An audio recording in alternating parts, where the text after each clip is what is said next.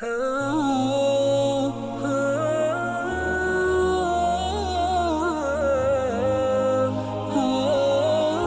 everyone. Thank you for being here. My colleagues Kelsey and Marie and I are excited to present to you today, and we're excited that you want to learn about studying in the U.S.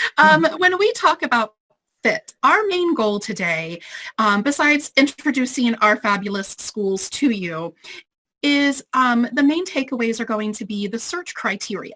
And that's basically these items you see on the screen in front of you.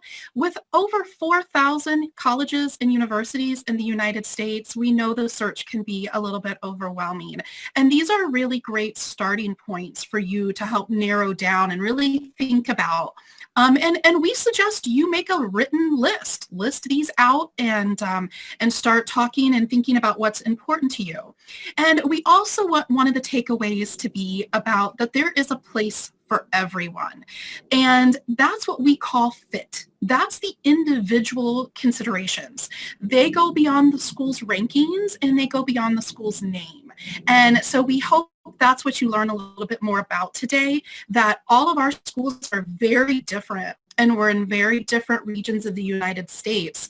And so hopefully it will inspire you. Great. So I think size of the university or college is probably one of the most important things. So you really have to think about your learning style. And do you like one-on-one learning? Do you like large lecture style? There's advantages and disadvantages to both. But really, once you find the right fit and think about what's important to you, then pretty much that school is going to be all advantages to you specifically. So what works for one of you is not going to work for all of you. Some advantages of attending a large university is going to be the name recognition. It's going to be some of the resources they may have on campus for you. Pretty much across the board, all schools offer health services, internship services, international support, things like that. But larger schools might have more resources available. And then, of course, if there's a lot of graduates, you have a large alumni network. And that alumni network is how people stay connected with one another and often find jobs. And so it's good to have a tight-knit and large alumni network. Advantages of small universities is going to be individualized attention. That's what I'm from a small university. And so you're in a class with 15 students. You know your professor by name. You work with them one-on-one very closely. And then the community and familiarity. Oftentimes, if you're at a small school, everyone's going to know you. If you go into the business office or financial aid, they know who you are. They know you by name. And so if you're comfortable with that, a small school is a great choice for that. And then strong ties. Small schools, just like the large alumni network, small schools, everyone stays connected and they help and assist one another. And it really is a family community spirit. Okay, then. Thank you again for joining us. And I wanted to talk about something that, based on the poll numbers that I've seen, the number one concern that a lot of you have, and that is the cost of an institution and what kind of scholarships or aid might be available. Before talking about those things specifically, the most important thing that you need to do as a student who's thinking about applying to colleges in the U.S. is to know what your budget is. That means having a frank or honest conversation with your parents or family about what you can afford. And it's not just about what you can afford for 1 year. Remember, this is a 4-year investment. So you don't want to be in a situation where all your money goes to pay for the first or second year, and then you cannot finish at your college or university. So you need to have a clear sense of what your budget is. And if budgetary concerns are important, then before you apply to any college or university, you need to figure out whether they are a good financial fit. If you can afford, say, $25,000 or $30,000 a year, or $10,000 a year, you need to make sure that you are applying to colleges and universities that have either a cost factor or cost and financial aid that would make it possible for you to attend. Really research websites and see what aid is available specifically to international students, because not all scholarships and aid at all universities are able to go to international students. Some are only for domestic students. If you can't find the information on a website, and admittedly some school websites are difficult to navigate, then email the admissions office or the financial aid office and ask those questions. The worst thing to do, and this has happened with us more than a few times, is to submit all of your documentation, your application, your test scores, to go through all that trouble. And then, we've had students after that say, by the way, I need a full scholarship. Do you offer that? Which we don't. So do not apply until you know that there is a possibility that you can afford the university and they can give whatever aid you might need. Cost of living is also important. You're not just paying tuition and fees, but you also have to live in the place where the university is. And especially if you're living off campus, you need to know, if you're in a big city like New York or Chicago or Los Angeles, it could be quite expensive to rent an apartment. If you're in a small town or a rural area in the Midwest or South or somewhere, it could be much less expensive to live there. So you have to research a little bit on what the cost of living is likely to be. There are a lot of international students who have extended family living in the United States. And, if cost is a concern, a great way to save some money would be to apply to appropriate colleges and universities that are in areas where you do have family and could potentially live with them and, save money that way. Another key concern is the programs that you're interested in. Now, as Aman had mentioned, one of the great things about U.S. colleges and universities is that you don't necessarily need to know what you're going to study. A lot of colleges do give you time to figure things out. I know my university does. You don't need to declare your major until your second year. At the same time, not all colleges or universities have all majors. If you're interested in something like aeronautics or architecture, for example, those are highly specialized fields. And there are not many universities that have those. So it's really important to check if you're really decided on a specific major, or you want to do something like engineering or pre-medicine or so on, which have a prescribed list of courses that you have to start doing from your first semester. So it's really important to know what colleges are offering.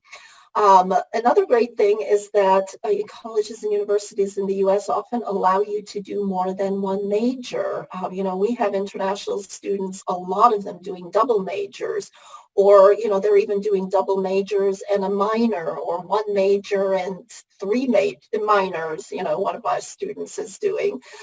So you have a lot of opportunities to combine either related majors or completely unrelated majors like physics and Chinese, for example. So there are really a lot of good options. One strength of the American system is the faculty. Depending on what college or university you go to, you can have assorted types of experiences with the faculty. For example, if you're at a very large, highly selective university, you may have some professors who are famous, who, may teach in very large lecture style settings, but if you're interested in astronomy and you have a famous astronomer as your professor, that can be pretty exciting, and you can learn from some of these star faculty who are well known in their field. On the other hand, if what matters to you is small class sizes and getting to know your professors and maybe doing research and work with them, then, a smaller university with smaller classes, or even a large university that focuses on small classes, would be a better option for you. Some students love large class sizes, others feel overwhelmed by them. So it's important to know what matters to you. If you are in STEM field, science, technology, engineering, math, or social sciences, and research is important because you're planning to go on to graduate school. Look for colleges and universities that put an emphasis on undergraduate research. Large Research One institutions may have great opportunities, but also some of them may be more reserved for graduate students. So ask those questions, communicate with the admissions office. Okay, and that takes me to my colleague, Kelsey, who will talk about mission and religious affiliation. Thanks, Marie. So I wanted to quickly touch on this because I do represent the largest Catholic university in the U.S., DePaul University. So we're founded in the tradition of St. Vincent de Paul, who was a famous saint in the Catholic Church. However, only about 30% of our student body identifies as Catholic. So our university, while it's grounded in a mission of service to the community, which was St. Vincent de Paul's mission, it is not necessarily the case that you're required to be Catholic to attend our university. You don't even have to take classes on Catholicism. So a lot of universities in the U.S. were actually founded in a particular faith or religious tradition, but depending on the institution itself, it may or may not manifest in different ways in the university itself. So it's important, I think, when you're doing your research to study in the U.S. specifically, to understand that some universities have a really strong religious tradition where they do expect you to be a part of that faith more so than other universities that might have been founded in a religious tradition, but really promote diversity of thought, diversity in the representation of religious beliefs of their students and their faculty and staff. So beyond just religion, you can look for universities that have a mission that really align with your values. There are a lot of universities in the U.S. who are dedicated to things like environmental activism, like Jody's College, Paul Smith College. There are other universities who are really devoted to things like social justice, and like I said, service to the community and giving back. So if those things are really important to you, you might want to include that in your list of things that you're kind of using to narrow your list. A lot of universities as well, as Jody mentioned earlier, really offer a great amount of support to their students in order to help you reach your goals beyond the classroom. So I'm pretty sure that most of you are looking to go to university to do something after you finish, right? So getting your degree is not just an end in itself, it's a means to reaching those career goals. So when you're looking at schools in the US and trying to narrow that list, what kinds of employment opportunities are you thinking of trying to have after you finish? Are you looking to get practical experience during your degree? Do you want to make sure that you have that internship and are building your resume before you even graduate? If that's important to you, look at the rates in which students are participating in those practical experiences at that campus. Look at the outcomes and the percentage of success of the graduates of those universities or of the specific program at that university. See what kinds of support services they offer. Do they offer specific support services for international students to help them get career opportunities or internships off campus? Sorry, can we just, yeah. And one other thing, we'd have other support services beyond just the careers outcomes. Well, that is one of the ones that really comes to mind. Most universities in the U.S. offer things like one-on-one tutoring, group counseling, individual counseling, mentoring, and social events that are typically all included in your fees. So that's another great thing that I feel like the U.S. university system does really well. That's not necessarily the case in every country. We offer these support services, and all of the facilities on campus typically are included in your experience as a student. So really take advantage of that. And speaking of taking advantage of other things on campus, extracurricular activities, particularly for undergraduate students in the U.S., are a huge part of the university experience. It's the social aspect and the growth, the personal growth aspect that students experience as university students in the U.S. that I think we're kind of famous for, in at least in pop culture. So athletics obviously is a huge deal at a lot of university campuses, but most of us have hundreds of clubs and organizations on our campuses as well for lots of different special interests and everything from esports to martial arts to knitting. There are also professional clubs and organizations. So if you're interested in a career in journalism, there's typically going to be like a campus newspaper or sometimes a radio station or a TV station and things like that that you can get involved with outside of class. Also, service opportunities. Again, at my campus, this is huge for us. Our students participate in service at a much higher rate than other campuses around the U.S. I'm sure that other campuses also have tons of service opportunities. I know that a lot of U.S. Universities offer service trips as like study abroad experiences or going to other parts of the U.S.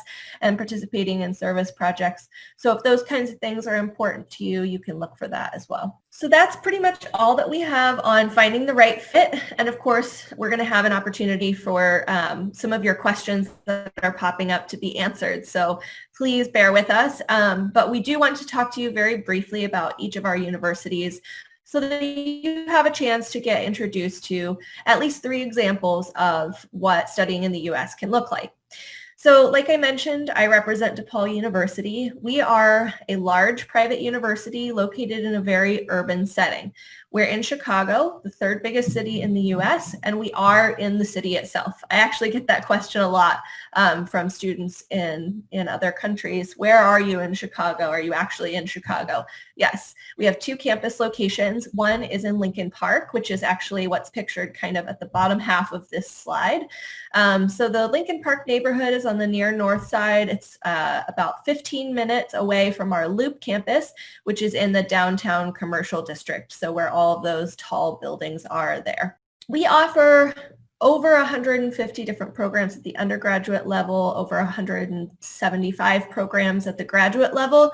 So a lot of different opportunities. We have 22,000 students. There's a huge amount of diversity in the student population and in what everyone is studying. We have probably our most popular areas for international students are our College of Business and our College of Computing and Digital Media, which houses like computer science, but also our like animation and game design programs, our film and television program, which is one of our most popular areas of study. But we also have a science and health college. We have a law school for postgraduate study. We offer postgraduate options in a lot of different areas in addition to our undergraduate programs. So depending on what you're interested in, we have a lot of different things to choose from. I have here on the slide the very simple steps to applying as an undergraduate. A couple of things to highlight. We're on the Common Application. We do not require you to take the SAT or ACT to be considered for admission or scholarships, but we do need to see some proof of your English proficiency. If you're applying as an undergrad and you've done O or A levels English, then you might be exempt from submitting an English proficiency test beyond that. So I can answer questions about that. I did, though, want to highlight some of the things that I was mentioning in my earlier slides about outcomes. We have a huge alumni network just in the Chicagoland area, and I think that's a huge contributing factor to how successful our graduates are in getting employment or further education after they graduate. So these rates are based on 6 months after graduation.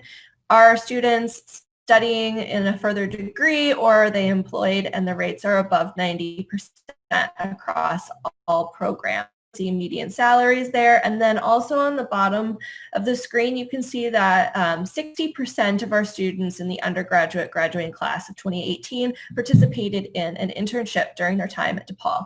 So again, getting that experience outside the classroom is something that we place a huge emphasis. And then lastly, I just wanted to address a couple of things to do with COVID-19. I know there's a lot of questions about this.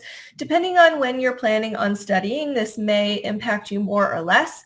than other students. But in terms of our study on campus for this fall quarter, we are having study on campus, but we're also having a lot of different modalities. So what that means is we're going to have classes that are either fully in person on campus, fully online, and fully remote. They might be synchronous, which means that you have to log in online at the same time as everyone else in your class, or they might be asynchronous, which means you can study at your own pace and use recorded lectures and interact with your class through like message boards and online platforms and things like that, but in your own time.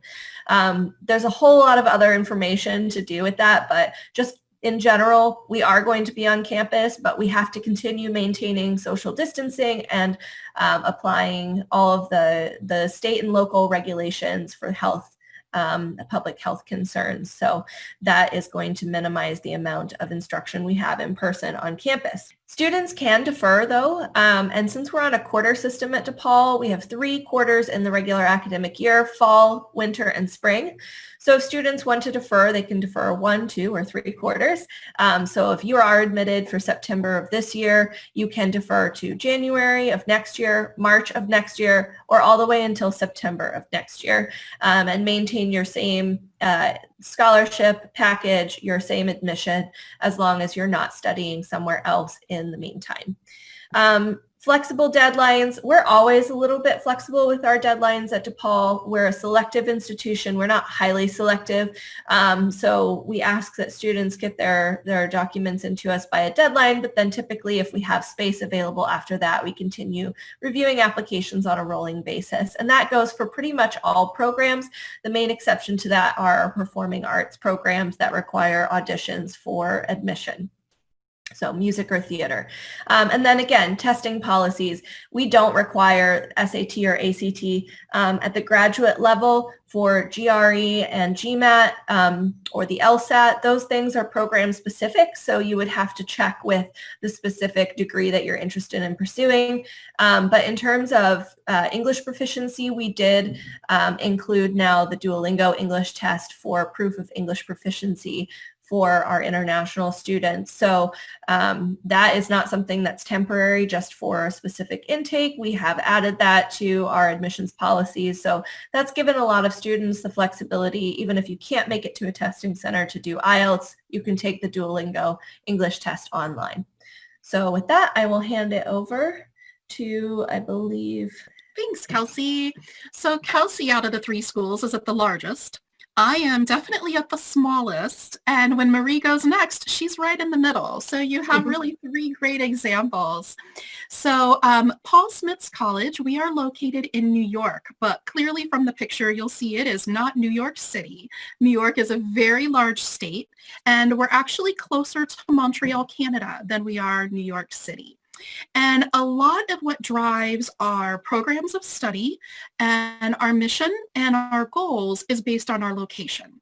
We are located within the Adirondack State Park. We're the only college in the U.S. located in a state park, and the park itself is the largest protected landmass in the entire United States. And so we're private. We're very small. We're just around 900 students, and it's residential. So all of our students live on campus because being in a park, it is a high tourist area. It's a lot of resorts. It's a lot of tourist towns. We are a winter training town for Winter Olympic sports.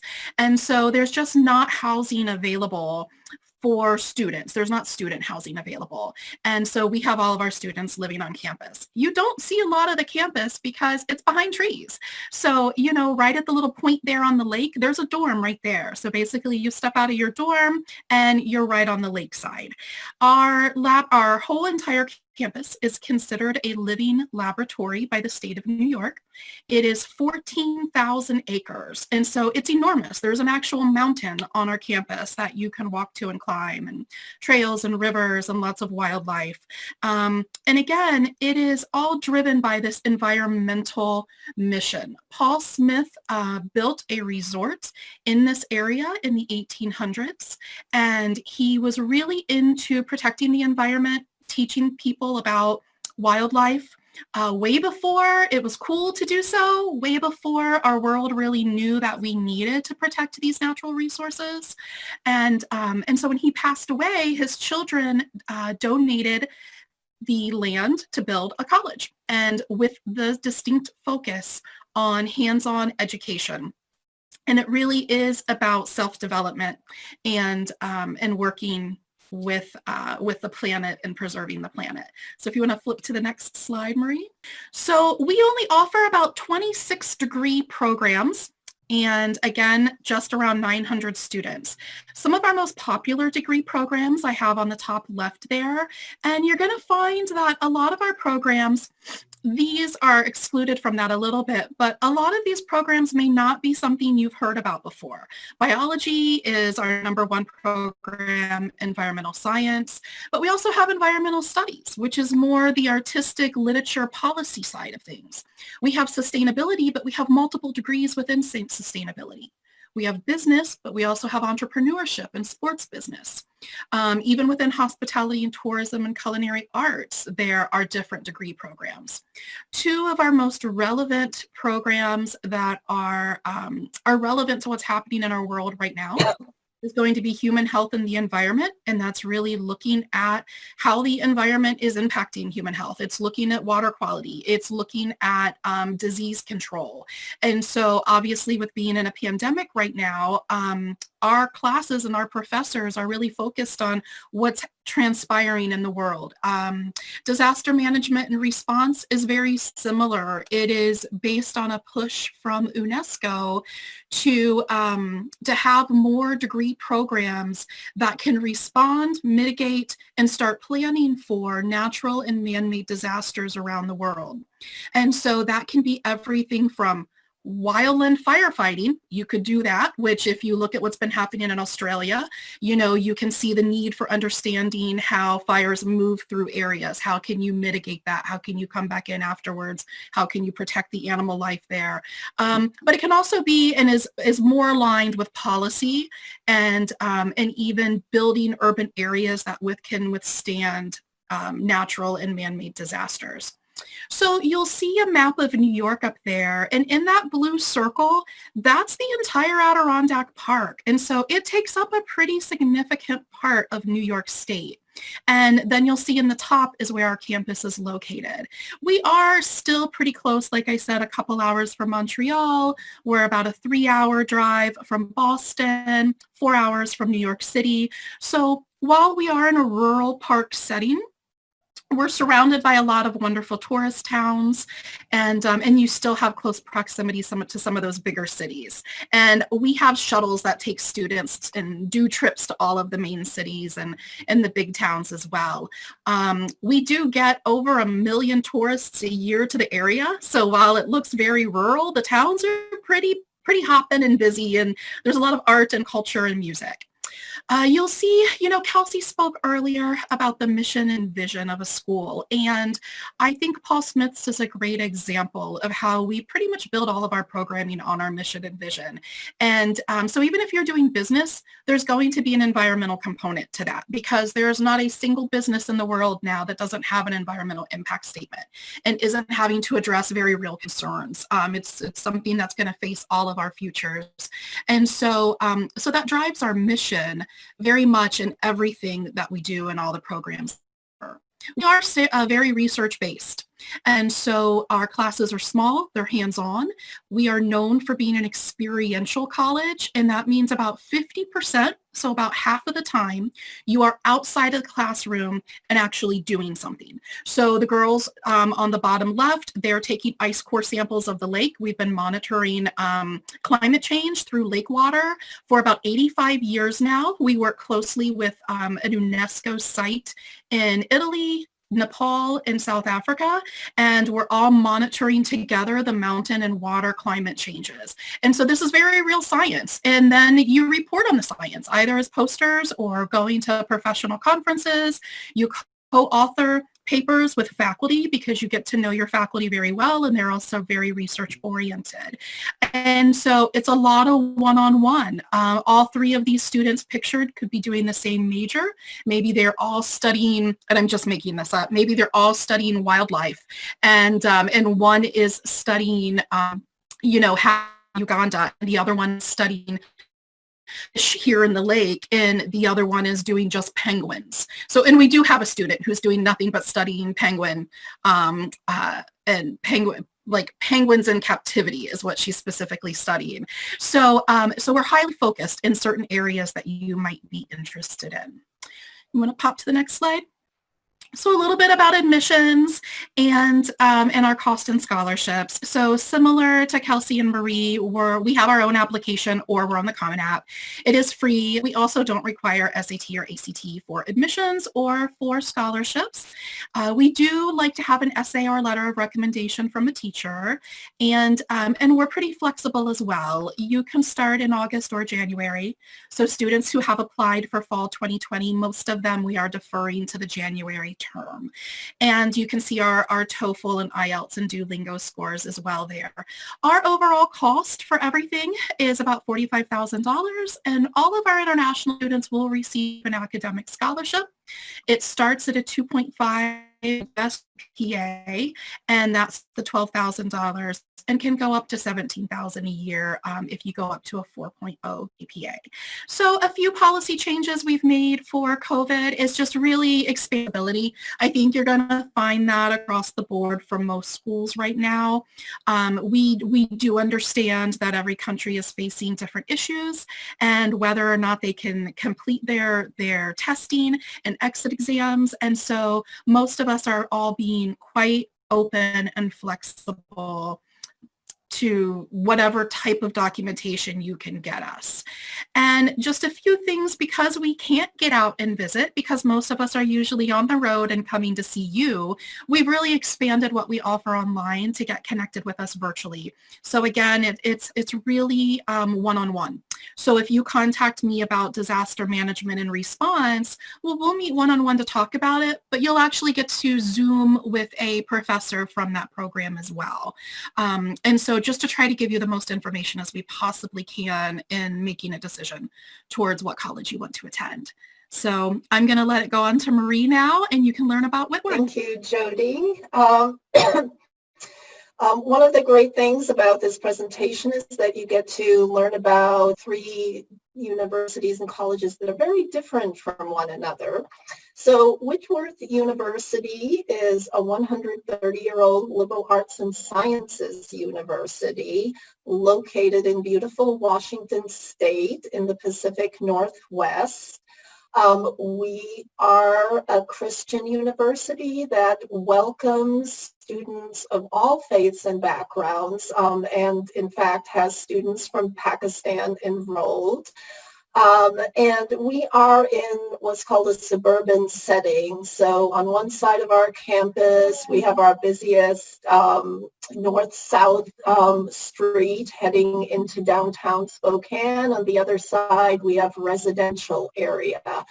Our campus is about 300 acres, and as you can see, it is quite beautiful. One of the advantages of where we are in Washington State is that it is a state that has some of the biggest multinational companies in the world, including Amazon, Boeing, Starbucks, Microsoft, and many others. Washington State is also a tech hub, so there are a lot of great opportunities for students. As a liberal arts and sciences university, we are focused on giving students the essential skills that are necessary for a global marketplace, and this includes critical thinking, creative problem-solving skills, and getting that hands-on experiential learning through internships and undergrad research. There is a strong focus on that. And as you can see on the slide, Whitworth has been recognized for its outstanding faculty and undergraduate teaching. You're not going to have graduate teaching assistants. All our courses are taught by professors. And we are also known for innovative programs. At Whitworth, for example, you can design your own major, but we also have 60 different academic undergraduate programs as well as graduate programs in business, physical therapy, education, etc.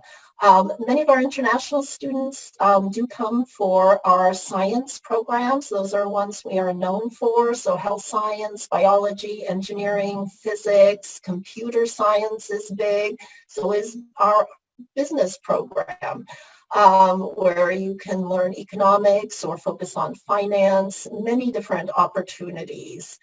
We believe in globalizing our campus by bringing well-qualified international students to our selective university, and we try to create access for students for academic scholarships as well as need-based aid.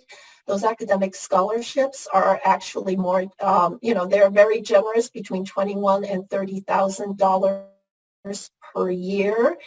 We also have talent-based scholarships for arts, music, robotics, for example. And our need-based aid opportunities, the amounts vary depending on student need, but we have students from a variety of different economic circumstances. The most important thing for many students, and especially their families, is student success, not only in college, but beyond. And so as you can see, we have 100% of our international alums over the past several years who've applied to graduate programs and been admitted. In the U.S., recent graduates have been admitted to Yale University's School of Public Health, Tulane University School of Medicine. We have multiple students accepted to Georgetown University or just finishing at Georgetown University.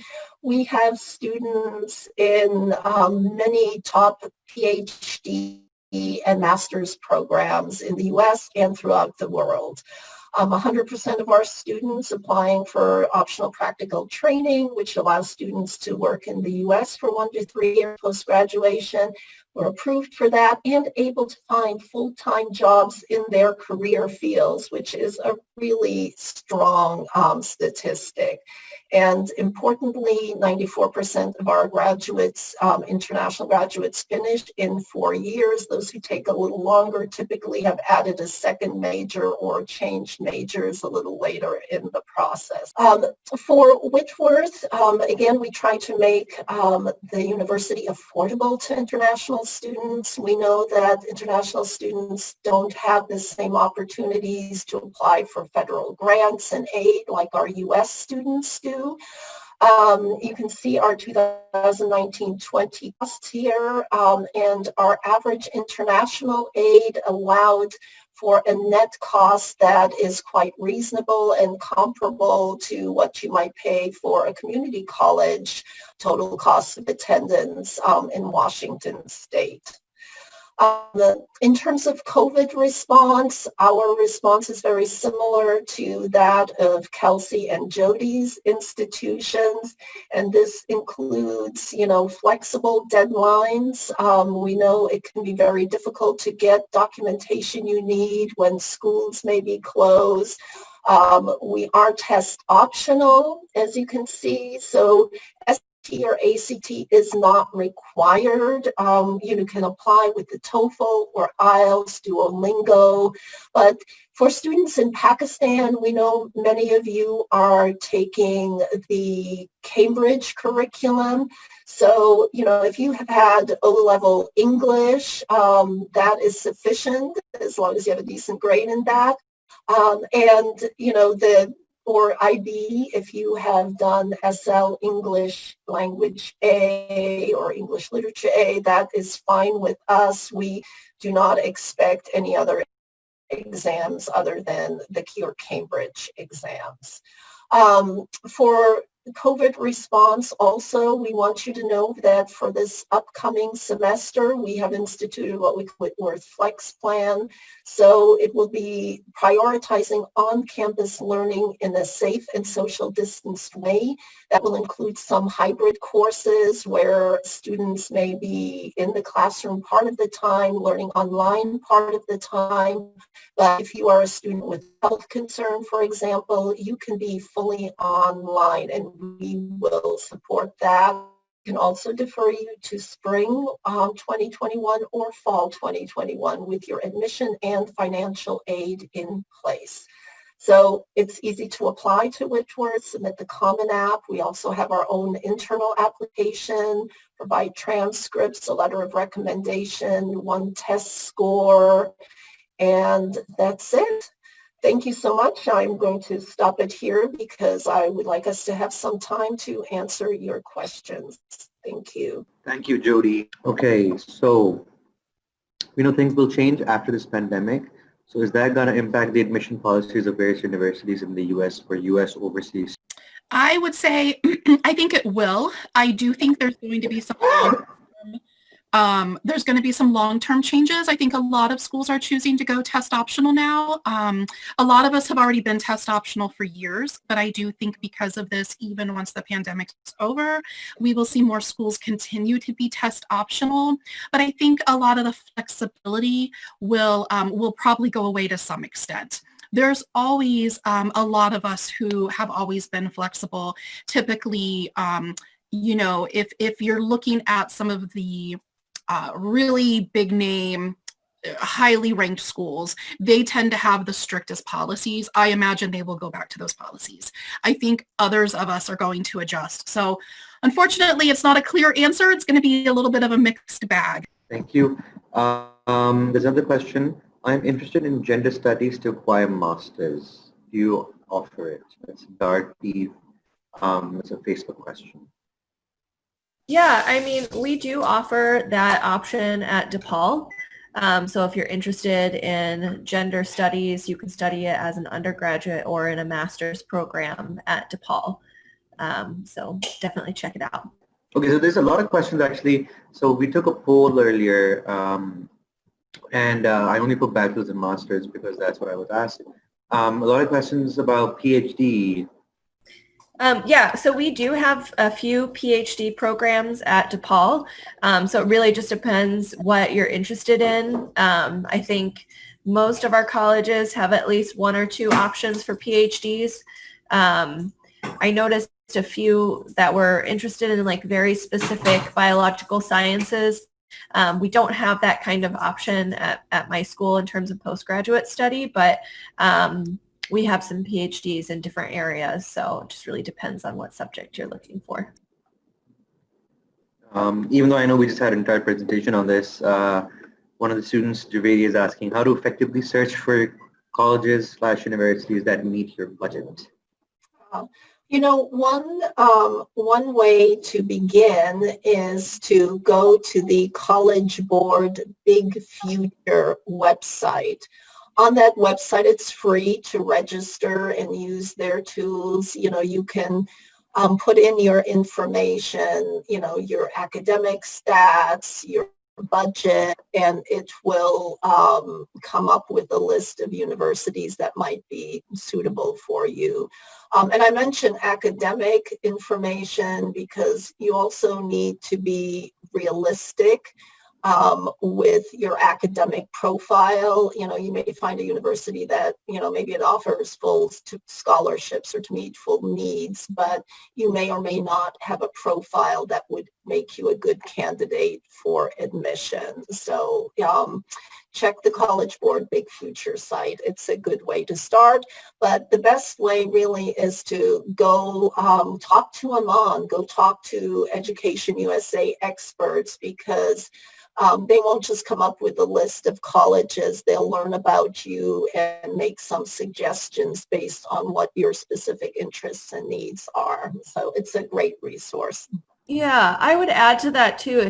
If there's another factor that can help you narrow your search initially, like if you're looking for a specific location, I think will definitely make it a little bit less overwhelming. The number of universities that you have to look at in terms of cost and funding that's available.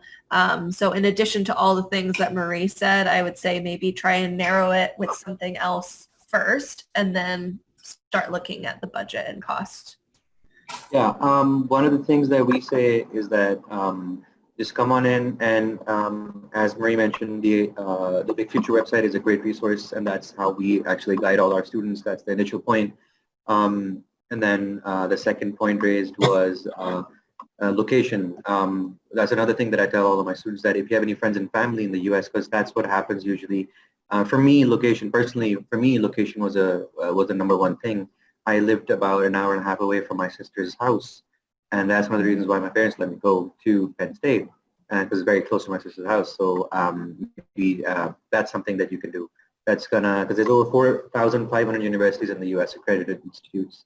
There's about 90 in Pakistan, I believe. So there's a huge difference in the application process and trying to figure out what the right fit is going to be for you. But you're not going to apply to all of them. You're only going to apply to 8 to 10 tops. Even though the Common App is going to allow you to apply to 20, but I never recommend that because we want to make sure that wherever you're applying because you know exactly why you want to apply to. There's a dream school, and then there's reach, and then there's safety. And this is the methodology that we teach at Education USA, and that's what I'm going to help you follow, Javeria. And earlier, I also shared my email. I'll share it again. It's aman@usefpakistan.org. Are there some universities that waive the condition of TOEFL or IELTS for admission or scholarships into PhD degrees? I think this is more.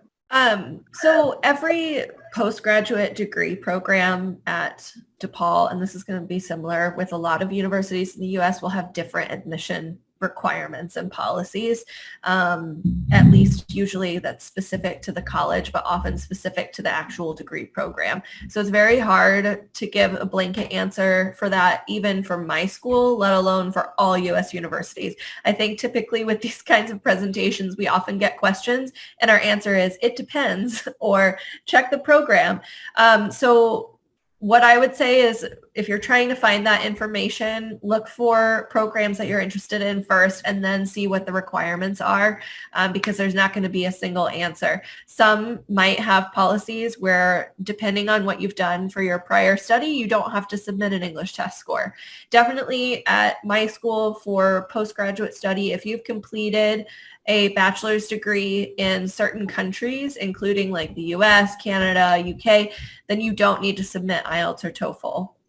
But it's not necessarily like a blanket answer one way or the other. Sometimes yes, other times you'll have to submit the test score. Thank you. One of the questions is about your mailing addresses. They're currently they're visible on the screen right now, Muhammad Ayub. So you can email all three of our panelists, whoever you wish to ask your questions from. So Dwa is asking a question, Paul Smith's offering courses on biomedical engineering or biotechnology?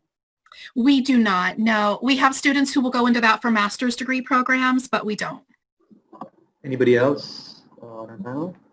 Well, Whitworth University, we have a general engineering program, but we also have a dual degree engineering program where we're partnered with Columbia University in the city of New York, Washington University in St. Louis, University of Southern California, and Washington State University. So several top engineering schools. And if you are interested in like biomedical engineering, you could do a dual degree program with us, spending the first half of your program doing all your engineering foundation courses, and then if you're successful in that, then applying to our transfer partners and completing your degree with that specialization, which would enable you to come out with 2 degrees, one from Whitworth and one from, say, Columbia University or Washington University in St. Louis, especially, as a great